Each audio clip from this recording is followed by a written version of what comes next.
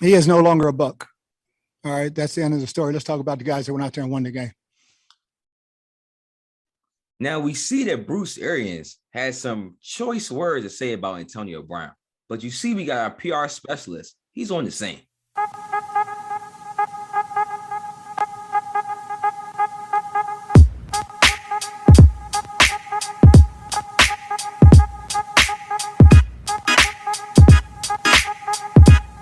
Pittsburgh Steelers expert right now. So, Mont, what do you have to say about Antonio Brown? What I have to say about Antonio Brown is borderline harsh, but the truth. Honestly, nobody should say that this is unexpected. Nobody should say this is out of the blue. Nobody should say that, this is surprising with this player. This is Antonio Brown. The full Antonio Brown experience. It just so happened that this time it's actually on the field. I feel like Antonio Brown on Sunday played his last down in the NFL. And granted, his talent is not the reason. He's still an extremely talented player. You can't take anything from him when he's on the field. He's amazing still at this age. But as a person, he's just shown that you cannot rely on him. You can't count on him. He fully knows the Buccaneers situation injury-wise right now, while they desperately need him on the field. It can't be about money, about incentives in a contract when you're coming off a 3-game suspension. Hey, man, that's on you. Plus, you also have another game next week. And also, you're in the third quarter of a game where you can catch 8 catches. You can go for 50 yards. You can get another touchdown in this game. So it can't be about that. It can't be CTE because, come on now, it's kind of disrespectful to say the man has CTE. He's walking around living. You can't even diagnose CTE until after somebody's gone. I just think that this is Antonio Brown's character. He's shown it time and time again. And if you are an NFL head coach or a GM, you got to sit there and you got to think. He's only played for 4 coaches. Every coach he's played for is a Super Bowl winning coach, Hall of Fame coach. With respect to John Gruden, he may not get it now, but before he was. So if you're not going to act right for these coaches, what makes you think you have a chance anywhere in the league right now? Mike Tomlin, Bill Belichick, Bruce Arians, John Gruden. If you can't get right for those guys, you just can't be in the league. Yeah, it's crazy because I've tried to defend this man multiple times. I mean, Malcolm knows, Mont knows. I've tried defending him just so many times. I even said Big Ben was a bigger a part of the problem than AB in Pittsburgh. Mont can clarify that. I definitely said that. I always said it. He wasn't. But this was the last straw. So it's just like, you can't feel bad for AB because it's like, you can't feel bad for someone that's embraced the villain role. Or Super Gremlin, as he put on Instagram. I mean, this guy literally, he said, I'm a villain. We see a picture of you getting an Uber in the third quarter of an NFL game. He's getting a lift. Like, and they post him in the lift. Like, the Lyft driver posted it. It's an insane situation. Like, this man has an NFL job and he's treating it like he's at Walmart. Like, he's like, all right, let me just turn in my vest. I'm tired of this job, man. Like, I'm just gonna clock out. Like, this is an NFL job. You're getting paid millions of dollars. You can't just leave the sideline. Like, and then they say Bruce Arians said, like, if you don't get in the game, you have to leave. But bro, you can't just tell your boss, like, I'm not gonna come into work. Like, there has to be an excuse. There has to be a reason you have to put in leave. You can't just do that. So I don't know why he thought that was even possible. Then it's just like, I have 3 points I want to talk about Antonio Brown. For one, I think he, like Mont just said, he just forced himself to retire. He's done. Like, I don't think he could be able to play in any league. I'm not even sure if he can even coach anymore. Like, at least in the NFL. Maybe a college position coach, maybe like 5 to 10 years down the road, maybe they forget. Maybe that. But I don't think he can even coach anymore. I think he's called himself the Hall of Fame. I thought he was a Hall of Famer before. The numbers show he's a Hall of Fame. He's a 7-time Pro Bowler. He's a 4-time first-team All-Pro member. That's he's a Hall of Famer by numbers. But you saw what they did to T.O. He's not getting the Hall of Fame. He's done worse than T.O.'s ever done. I mean, we saw, like Mont says now about the money, but the man did lose over $1 million in just yesterday alone. And then my last point, like, he's just lost any last supporters. I feel like I was one of his last supporters. He's lost me. He's lost, I know, countless other Steelers fans and other just AB fans, period. Like, the man couldn't make working with Tom Brady work. This man, Brady, made working with Aaron Hernandez work. Gronk there retired mid-year. You got Randy Moss on the sideline throwing tantrums. Brady's made everyone else work. Like, how can you not work with Brady? He throws everyone the ball. Like, it's a crazy situation. Like, AB has literally cost himself. His legacy is tarnished forever. See, y'all have some very good points. I definitely understand this is the Antonio Brown experience that we're seeing right now from Mont. I understand that you lost, your patience with Antonio Brown. But I think the real problem with this whole situation is this is what happens when, you have mental health issues or stuff like that and it's left untreated. I think these are the problems that come aware, especially if you're not able to take the opportunity to get help. Now, we look at Antonio Brown. I think the situation I've heard that Antonio Brown, they was trying to reach to his goals so he can get the incentives that he needed. And then in the game against the Jets game, it was one drive Tom Brady was giving Rob Gronkowski the ball like a couple of times. And I think when they went to the bench, AB went and talked to Tom Brady and was like, "Oh, you're giving your boy back the ball again," and Tom Brady, lashed out a little bit, and that's what fueled a lot of things. I don't know if that's like the full story, but that's what I've been hearing. So, there's a lot of stuff that's going on in that situation, even though that's no excuses for what AB has done, because at the end of the day, you're right. AB has been with 4 championship coaches, 4 strong personalities, and you have one in Mike Tomlin, who's disciplinarian, strong personality, John Gruden, who loved him, and then you had Bill Belichick, who is understand culture is culture, and then you had Bruce Arians. He had 4 big personality strong coaches and wasn't able to produce in that way.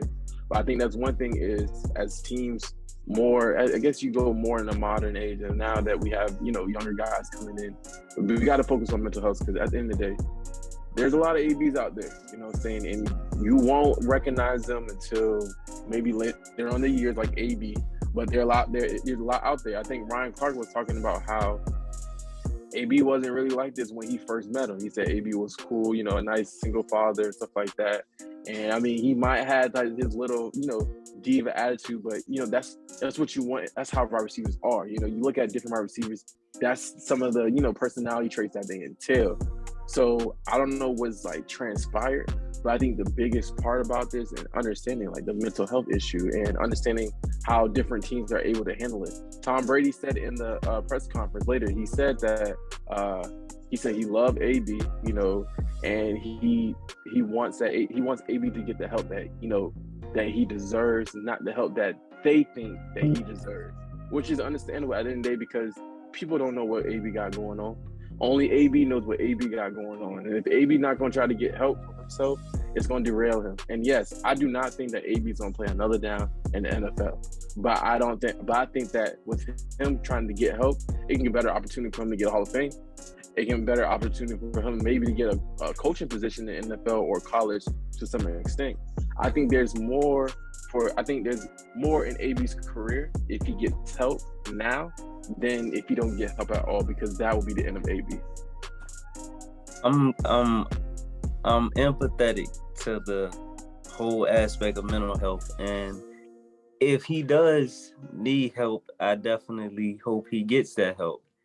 But I just kind of feel that after a certain amount of years and a certain amount of situations where it's constantly AB needs to get help, AB needs to get help. It's no secret that AB needs help, or that he knows that people wants him to get help. But at the end of the day, if you're not going to get that help, it's just character at this point. This is who he is as a player. It's not the first time he quit on a team or walked out on them before the last game of the season. It's not the first time this is the first time he's did any type of antics on the field during the middle of a game, taking off. And that's the thing. If he just walked to the back, all right, I'm out, I'm not coming back out, that's fine. They could have moved past that. But if you're on the field, taking off your shoulder pads, taking off your shirt, taking gloves off, throwing things in the stands, you can't move past things like that. And yes, if he needs the mental help, he should get it. But I just feel like even more, we need to make him be accountable. I think he wants to be the villain now. Like, again, his post on Instagram, super gremlin. We all know Kodak Black because of his superstars. Like, he wants to be a villain. Like, the whole purpose of that song specifically is he's talking about someone that called him out. Just like people, baby's using that same lyric because he felt like the media's called him out. Same way Kodak felt like Jack Boy was calling him out. That's why he used this specific lyric. So it's just like, I don't think he's gonna get help because he don't want help. And there's no one in his corner. He got clearly a lot of yes men that have been with him since Pittsburgh, by the way. Le'Veon was one of them. That was a yes man on his team that wasn't really helping him, was kind of edging him on. Like, since Pittsburgh, he truthfully hasn't had anyone that's like in his corner he looked up to. Brady was the first person in his whole career, and we see it was kind of too late by the time Brady got him, that he actually like, you know what, let me respect this guy. He didn't respect, and maybe I think he respected Mike Tomlin. But besides Tomlin, like Ben, clearly had no respect for Ben. I don't blame him for that, for what Ben was doing, but he had no respect for Ben Roethlisberger. Le'Veon was dinging like his little brother. Le'Veon was edging him on to this day. Le'Veon basically edged him on last night at the press conference. Like, so it's just like he don't got nobody in his corner that he's like, look, let me listen to this guy. He still thinks he say called God. So he still thinks he's on that level, like that no one can tell him anything. So like, I'm not even sure. Like, he's the type of person that if he goes to a clinical psychologist, it's gonna take some sessions. Like, that first session is gonna be rough. Because he's not gonna listen. He's gonna tell you, man, nah, people hating on me. I'm doing this because I got to. He's that type of person. And then like the third, fourth, session, he starts to, you know, break down a little bit. Then it's gonna be like some trauma there that he's gonna have to break down. So I think it's way deeper. I mean, Malcolm was getting into that too, though. It's just way deeper than even we can even talk about. Like, it's character, but it's probably just some stuff that we just don't know about him that's making him an attention seeker. Like, because that's what he is. I mean, there's another word instead of seeker that we can all imagine in our heads. But it's just, so go ahead, Malcolm. No. I would say most definitely, you're right. You know, but one thing he has to understand, I understand, like, it takes you a while to understand that you need help, even though everybody else can see the signs, but just because everybody else see the signs, that means you can see the signs. You know what I mean? Yeah, you did this, but you did this for this reason, but you don't understand it. You don't think that you need the help. And I just think that he has to understand first to himself that he needs the help. And because he hasn't learned so far, he doesn't really think he needs the help. People gave him opportunities, like Tom Brady, he gave him opportunity. Did it help him in a way? In a way, I thought it could revive his like career and stuff like that. But at the end of the day, like, that gave him a reason to think that he really didn't need help, because I could still get picked up from another team based on my talents, you know. So the fact that, you see, but the fact that, like, you know, he's not getting the opportunity no more, and if the Buccaneers let them go, I understand that the Buccaneers haven't really released him yet. They're still talking to the league about what they can do. But if the Bucs do officially like release him, and I know teams are going to pick him up, he's going to have to come to fruition and understand that, hey, something's going on and I need to go and get some help. He already knows he has Tom Brady by his side no matter what. And if he can be able to get his life together, you know, he still have things that he can be able to do. Hall of Fame, be in a coaching career, all that other stuff that can happen with AB. I just think that sometimes you just got to realize it yourself, and I just think that's the problem. So I want to ask you a question, Mont. Go ahead. So, just before we end this, I mean, everyone has to know Pittsburgh Steelers fan here. You. Big Pittsburgh Steelers fan. Big, I mean, flag, you know what I'm saying, champion shirt. I mean, this man's a champ. I mean, 6 rings, you know what I'm saying? I seen that get too, man. Okay, so does Pittsburgh take any accountability for the mental health and the absence of Antonio Brown? I think it's a question that I would like to know from a Steelers fan, and that the fans would like to know just from the outside. Does Pittsburgh take any accountability for this, or is this 100% Antonio Brown? As far as the mental health, I believe, you know what I mean, if anybody's going to be held accountable, it must be the NFL first and foremost if we're going to talk about mental health of players. As Pittsburgh, I believe Pittsburgh as a franchise is great to its players. Whatever you need, there's somebody there for you. Rooney family's a great family. I believe we embraced AB as family while he was there. And the 180 that he did on us, leaving us, forcing us to get less than fair value, you know what I mean? That was kind of spitting in the face of the franchise, who still actually loves him and his body of work that he did for us. But we just have to distance ourselves from him as a person with, you know, the things that happened with him. But as far as like being an enabler, I think Pittsburgh can hold accountability to that, because it's a lot of stuff that people don't know happened in Pittsburgh that was covered up or not let out in the media that much, because the Steelers as a organization has big ties in the city. So just automatically you want to keep those things on the wrap and protect your player. So I just think it's kind of a double-edged sword. It's sad to see where he's at right now, but you know, the Steelers did what they could do, extended their hand, and we got spat in the face. So we're still moving on from that, if we want to be honest about that, at the wide receiver position. And any closing remarks, Malcolm?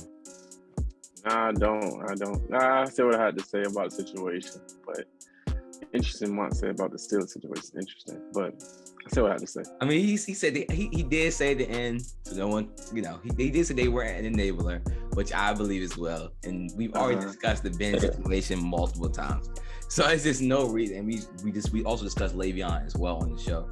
But I think, I mean, please, again, we really want to know what you all think in the comments too on this one. We want this to be a real interactive episode. We try to hit multiple different aspects. So please, you know, subscribe, share, and leave in the comments what you think AB's legacy is from now on. Malcolm. Hey, and make sure y'all follow us on Instagram, on Twitter at Malcolm Ron Show. We have a lot of content, you know, with Mont over here the Instagram, Ron doing his crazy tweets.